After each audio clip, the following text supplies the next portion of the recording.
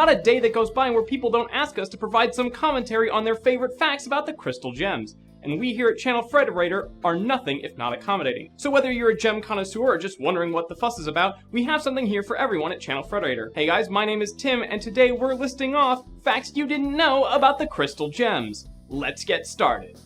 Ruby and Sapphire are companions forever. To the uninitiated, it might not make a lot of sense to talk about these two separately. Could these two be any more different? That's where you're wrong, because these gems are almost identical. You see, both gems are formed from corundum, a very hard mineral that gives these gems their durability. Corundum, however, does not have a color. The color for Ruby and Sapphire instead comes from other trace minerals, such as iron, chrome, and titanium. Rubies are corundum gems that are colored red. Sapphire gems are thought of as blue, but sapphires can come in different colors. I'm guessing this is why people toyed with sapphire screens for phones and watches, but not rubies. It's cool to think that gems so different looking can share such a deep connection. The fury red color of a ruby juxtaposed to a sapphire's patient blue, that's a conversation.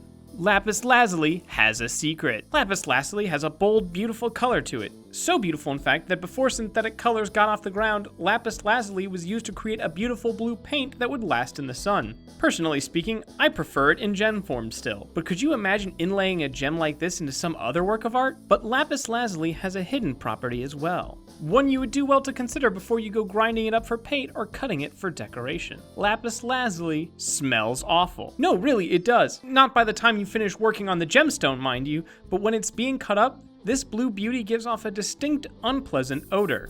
Opal depends on humans. Ah, the mighty opal, a symbol of fusion, of different colors in one solid rock. Except opals form from silica and water. Water is not a typical ingredient in rocks. That water portion is important to the integrity of the stone, however. Exposed to heat for long periods of time can cause an opal to dry out and even crack. Yikes. It's a weak gem when compared to the others. It can scratch or break without much effort and has a hard time keeping itself together. But when you look at the wonderful colors out there, it's easy to see why it's so precious. The interesting thing here though is that opal gets a lot of benefit from human exposure. By wearing an opal on the skin, it benefits from the natural oils and moisture of the human body. To clarify, you aren't infusing water into the stone, but you do help keep that moisture in. It's a neat symbiosis. Humans get to bask in the beauty of these beautiful stones, and the opal is able to keep together better with the help of a human to guide it along.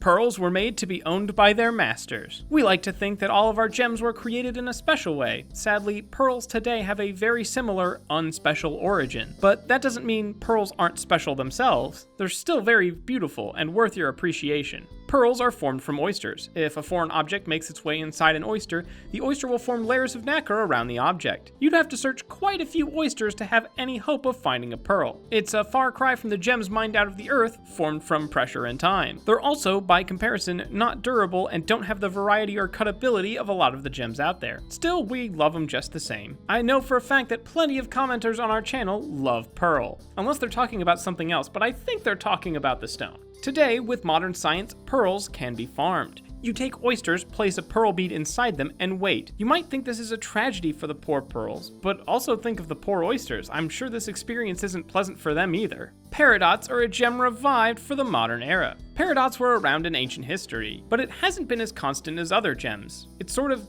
disappeared, only to make a reappearance as a modern new gem for a modern new world. But where did such a cool green stone go? Sure, fashion trends go in and out of favor, but to just up and disappear like that, it's almost annoying. Fortunately, a deposit of lovely peridots were found in Pakistan in the last 30 years, and once again, the world is graced with its presence. Something else interesting about this gem, due to the way it's structured, it's under a lot of internal tension, so cutting it into a beautiful gem also risks breaking it. Once it's cut, it should fit in with your other gems without any issue. Amethyst is one of the closest gems to rose quartz. Amethyst is often treated as its own thing, and that's cool. It does its own thing, and it has its own color to set it apart. I can respect that. It's better than thinking of it as one gem in an entire army of identical gems. But at the same time, we can't ignore how similar it is to other popular crystal gems, namely the oft-beloved rose quartz. Quartz gems come in all shapes, sizes, colors, and rarities, but chemically they're quite similar. Transparent rose quartz stones are quite rare, so we tend to price them high compared to something like an amethyst. But there's not that much separating them. It's important to remember that while they should both be cherished for their individuality, we don't call one a precious stone and not the other, or at least we shouldn't.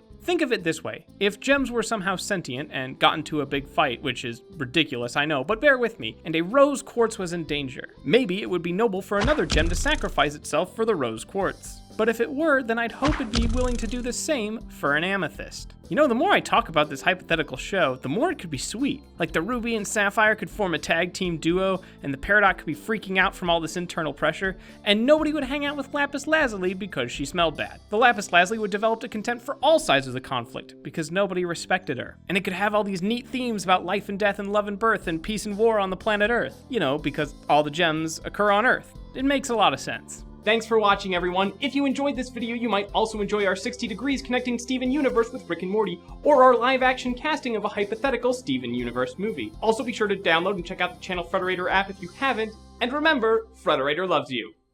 Even on April Fool's Day.